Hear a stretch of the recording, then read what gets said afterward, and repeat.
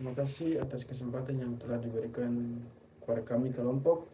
Kami akan mempresentasikan hasil kerja kelompok kami dengan judul Pengaruh Tumaan Gender dalam Pelecehan Seksual di Bus Trans. Sebelum lanjut, perkenalkan nama saya Alres Pipa dengan NIM 35 2018 003 bersama teman saya Markus Sugiarto dengan NIM 35 2021 007. Yang berikut pelecehan seksual. Pelecehan seksual dibagi menjadi 3. Yang pertama itu apa itu pelecehan seksual. Yang kedua itu apa bentuk dan dampak pelecehan seksual. Yang ketiga, di mana pelecehan seksual bisa terjadi. Saya akan menjelaskan dari poin pertama sampai yang ketiga. Yang pertama, pelecehan seksual. Pelecehan seksual adalah bentuk kekerasan gender yang dapat memperkuat dan memperdalam kesenjangan kekuasaan antara laki-laki dan perempuan, di mana laki-laki seringkali memiliki posisi yang lebih dominan dalam masyarakat dan dapat memanfaatkan posisi tersebut untuk melakukan pelecehan terhadap perempuan. Yang berikut, apa bentuk dampak dan dari pelecehan seksual? Beberapa bentuk pelecehan seksual mencakup komentar atau lelucon yang tidak pantas atau berlebihan tentang tubuh seseorang, sentuhan yang tidak diinginkan, memandang atau mengawasi seseorang dengan cara yang tidak pantas, atau pemaksaan untuk melakukan hubungan seksual. Pelecehan seksual dapat berdampak bagi korban dalam berbagai aspek seperti merasa malu, takut, dan terganggu secara emosional. Yang berikut, di mana pelecehan seksual bisa terjadi? Pelecehan seksual ini bisa terjadi di mana saja. Pelecehan seksual bisa terjadi di sekolah, rumah, tempat kerja, dan di transportasi umum.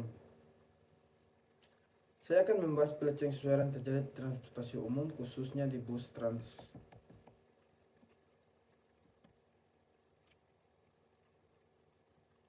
Dan yang berikut itu faktor yang menyebabkan terjadinya pelecehan seksual di bus trans. Yang pertama itu kondisi fisik bus, dan kedua itu budaya patriarki, yang ketiga itu kurangnya kesadaran masyarakat, dan yang keempat itu kurangnya pengawasan hukum. Yang pertama, kondisi fisik bus yang padat dan sempit membuat pelaku merasa mudah untuk melakukan tindakan pelecehan. Kondisi yang penuh sesak dan tidak nyaman tersebut bisa memicu pelaku untuk melakukan tindakan pelecehan terhadap penumpang, terutama anggota tubuh yang paling sensitif. Yang kedua itu budaya patriarki.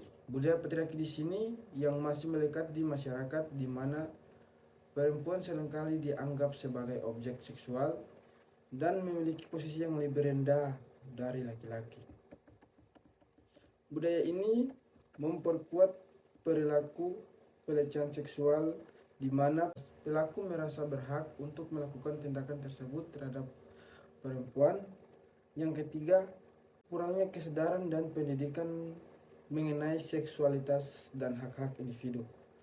Banyak orang yang belum memahami sepenuhnya mengenai batasan seksualitas dan hak-hak individu, sehingga tindakan pelecehan seksual masih terjadi.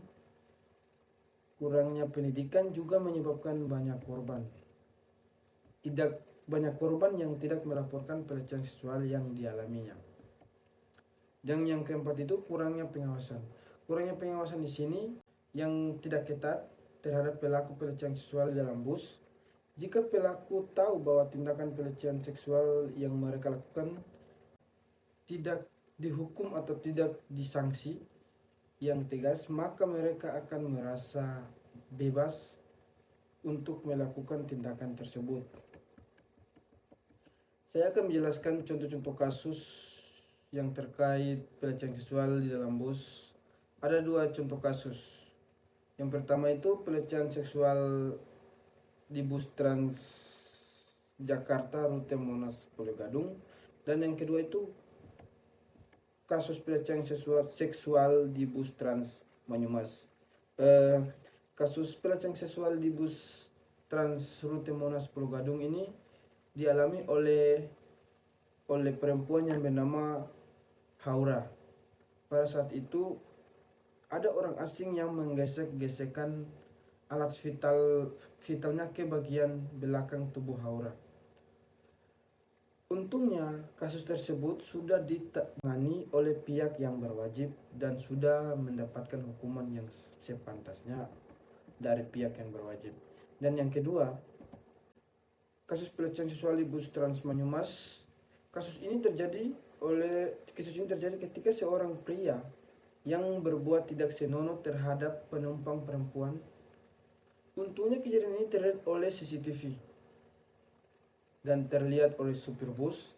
Penumpang pria akhirnya diturunkan paksa di halte terdekat di sekitar bus Trans Banyumas itu.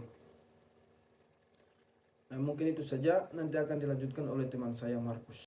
Nah, sebelum lanjut ke solusi, saya akan membahas lebih dahulu tentang teori apa sih yang kelompok kami gunakan. Nah, teori yang kelompok kami gunakan adalah teori tentang feminisme liberal. Nah, sebagai teori, feminisme liberal itu berfokus kepada isu kesetaraan, seperti kesetaraan di tempat kerja, di pendidikan, dan dalam hak-hak politik. Nah, feminisme liberal juga berfokus pada bagaimana kehidupan pribadi bisa menghambat atau menaikkan kesetaraan publik. Nah, pada awal abad ke-18, salah satu tokoh feminis liberal yaitu Mary Wollstonecraft berpendapat jika nalar adalah kapasitas yang membedakan manusia dari binatang, maka jika perempuan bukanlah binatang, maka perempuan dan laki-laki sama-sama mempunyai kapasitas yang sama. Maka untuk itu, masyarakat wajib memberikan pendidikan kepada perempuan seperti juga kepada laki-laki. Karena setiap orang itu tuh berhak untuk mengembangkan kapasitas nalar dan moralnya. Dengan begitu, baik perempuan maupun laki-laki dapat menjadi manusia yang utuh. Nah, dan lanjut nih, kita ke slide berikutnya, itu tentang solusi dari permasalahan pelecehan seksual di bus trans. Yang pertama tuh tentang berpikir kritis. Ini tuh maksudnya tuh bagaimana tuh berbagai pihak tuh harus bisa berpikir kritis dan memiliki kemauan untuk dapat menciptakan fasilitas dan suasana yang ramah terhadap semua gender. Nah, yang berikutnya nomor 2 itu tentang meningkatkan pendidikan. Nah, maksudnya tuh dalam hal ini tuh bagaimana kita tuh sosialisasi dan pendidikan tuh tentang bahayanya pelecehan seksual khususnya di bus trans. Dan bagaimana itu untuk para korbannya tuh cara melaporkan pelecehan seksual yang dialami tersebut gitu loh.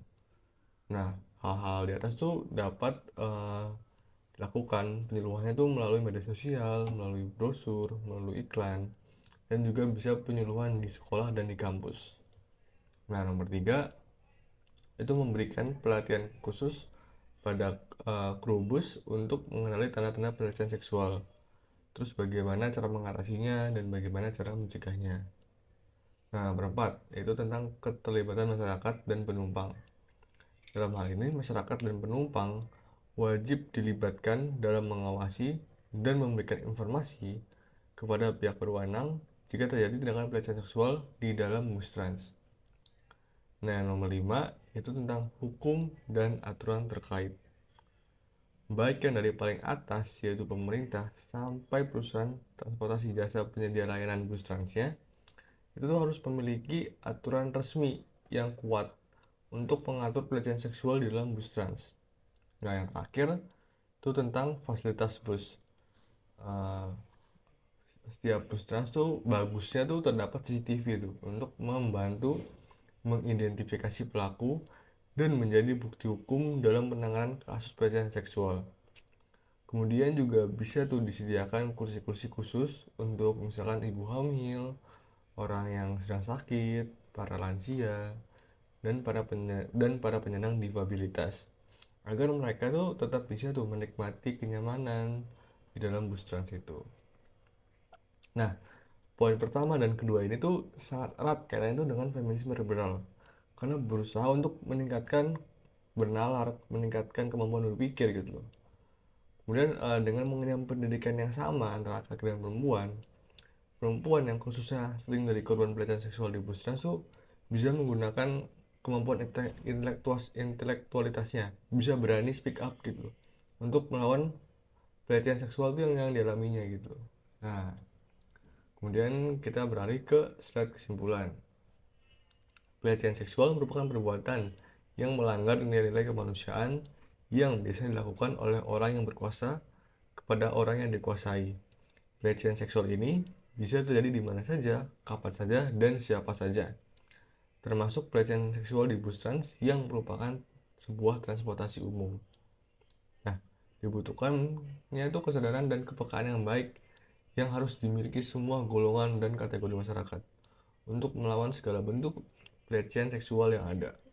Nah, mungkin sekian dulu ya pemaparan dari kelompok kami tentang pengaruh utamaan gender dalam pelecehan seksual di bus trans. Mungkin solusi yang kami berikan ini belum sempurna, banyak kurangnya.